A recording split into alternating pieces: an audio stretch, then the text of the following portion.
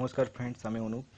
আমি একটা কোশ্চেন আপনাদের এখন বলে দিচ্ছি। এই কোশ্চেনটা কিন্তু ডাব্লিউবিএসএসসি গ্রুপ সিতে পড়বে, যদি না পড়ে আর আপনার আমার চ্যানেল দেখবেন না, ঠিক আছে? আমি এটা বলে দিচ্ছি, এবং এটা যে ডাব্লিউবি গ্রুপ ডি পরীক্ষা 14 মে হবে, ওটাও পড়বে এই কোশ্চেনটা। তো এই ধরনের কোশ্চেন গ্রুপ ডিতেও পড়েছিল, কোশ্চেন হামেশাই আসে। তো দেখুন, এটা 5 মার্চের পরীক্ষার জন্য বলেছে, কোনো বর্গক্ষেত্রের বাহু 10% বাড়ে, তাহলে তার ক্ষেত্রফল কত বাড়ে? তাহলে একটা সিম্পল প্রসেস কি করবেন, ধরুন একটা বর্গক্ষেত্র ছিল, ঠিক আছে? ধরুন এখানে দুই ছিল, 2 মিটার 2 মিটার ছিল। এটা 10% করে বাড়ে, এটা যা বাড়ে এটা যদি 10% বাড়ে, এটা এর দৈর্ঘ্য 10 বাড়ে, প্রস্থ যদি 10 বাড়ে, তাহলে তো সে একই জিনিস হচ্ছে, কোনো প্রবলেম হচ্ছে না।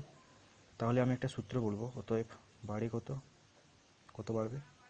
একটা জিনিস মনে রাখবেন, দৈর্ঘ্য প্লাস প্রস্থ প্লাস দৈর্ঘ্য ইন্টু প্রস্থ বাই 100। আমাদের শতকরা কত বলেছে? এই যে শতকরা, তার ক্ষেত্রফল পার্সেন্টেজে কত, তাহলে পার্সেন্ট। তাহলে কত হবে? 0 0 0 0 কাটবে, তাহলে থাকছে 10 + 10 + 1, 21%। ওকে। আরেকটা দিয়েছে, আয়তক্ষেত্রের দৈর্ঘ্য 15% এবং প্রস্থ যদি 5% বৃদ্ধি পায়, তার ক্ষেত্রফল শতকরা কত পার্সেন্ট বৃদ্ধি পাবে? শতকরা, ঠিক আছে? একটা দৈর্ঘ্য 15%, প্রস্থ 5%, তাহলে কি করবেন? একই জিনিস, ঠিক আছে? 15 5, তাহলে কি করবেন? অতএব বৃদ্ধি পাবে কত? দৈর্ঘ্য প্লাস প্রস্থ প্লাস দৈর্ঘ্য ইন্টু প্রস্থ বাই 100। শতকরা বলেছে, তাহলে পার্সেন্টেজ।